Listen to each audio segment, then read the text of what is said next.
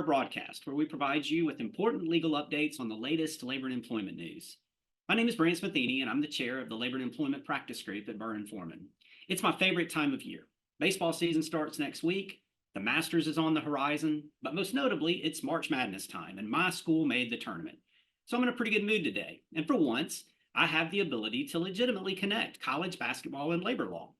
So I thought I'd take a few minutes on the Burr Broadcast to use some recent efforts to unionize college sports as a way to explain a few procedural issues that are relevant to any private employer. You may have read about the Dartmouth men's basketball team's vote to form a union. This is a developing story that has huge implications for college athletics. It invokes state and federal labor law, state and federal wage and hour laws, and even antitrust laws. While it likely won't have any real precedential impact outside the world of colleges and universities, it does help illustrate how the process works. Here's some context. A union already exists at Dartmouth College to represent employees on campus. That same union filed a petition for election with the National Labor Relations Board to organize the men's basketball team. In order to do that, the union had to represent in its petition that at least 30% of the men's basketball team, which the union defined as the appropriate bargaining unit, wanted to designate the union as its representative for collective bargaining. This threshold question alone is interesting. Is the men's basketball team at Dartmouth, not all athletes and not all men's basketball teams in Dartmouth's conference, just this one team in one sport at one school, an appropriate bargaining unit? While most private employers won't raise the same defenses as Dartmouth, which focused its arguments on the fact that these student athletes aren't employees at all, whether the proposed unit is appropriate is always an important question in any unionization process.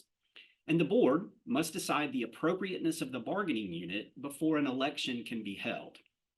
Here, the regional director for the region in which Dartmouth is located concluded Dartmouth's men's basketball team was an appropriate unit, and the NLRB scheduled an election 4 weeks after her decision was made.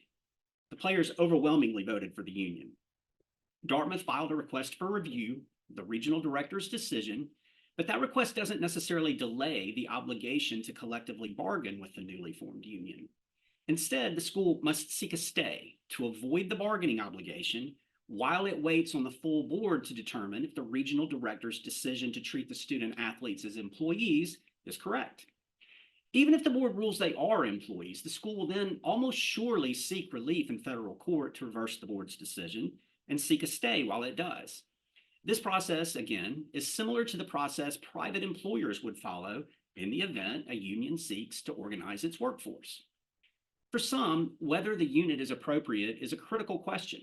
For example, if a union seeks to carve out a micro unit, the board will hold a hearing to determine whether a community of interest exists between the designated employees sufficient to justify the proposed bargaining unit. A hearing might also be necessary to determine which employees are supervisors and which are not, since supervisors can't be members of a bargaining unit. But once the decision is made, challenges to the decision don't delay the election, and the employer must fight on two fronts. It must try to win the vote at the same time it seeks to challenge the decision regarding the unit. The issues in the Dartmouth case are unique. It's rare that employers would challenge whether workers are, even properly deemed employees.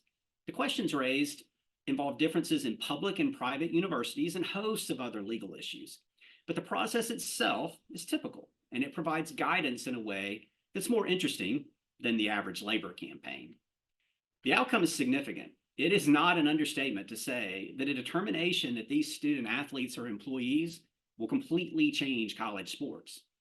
For example, if they are employees and can unionize, with whom do these basketball players on one team at one school even negotiate? Schools organize themselves into conferences to negotiate media rights and other contractual arrangements. How does a single school negotiate with a single team? That's not, for example, how it works in any professional sport where unions negotiate with, for example, the NFL or the NBA, and not an individual team. And the impact would go far beyond labor law. If these student athletes are employees, then they must be paid in accordance with the Fair Labor Standards Act and other state wage and hour laws. That would mean, for example, at least minimum wage plus overtime. Do they clock in? What does even work in this context? As a former college baseball player who spent hours and hours outside regular practice and batting cages trying to get better, to the great detriment of my undergrad GPA, I know I sure would have loved some time and a half for that work. Surely made the team better, so it's for the school's benefit, but also nobody made me do it. The questions are endless and complicated. Most importantly, if the student athletes are employees, then college sports are not played by amateurs, they're professionals.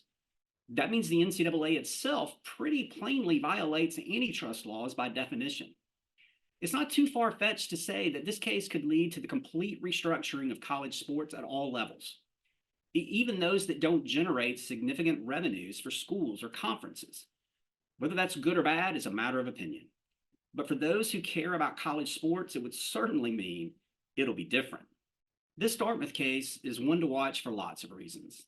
But as a legal lesson, employers have to prepare themselves for decisions about bargaining units and understand the process the National Labor Relations Act creates for workers to form a union.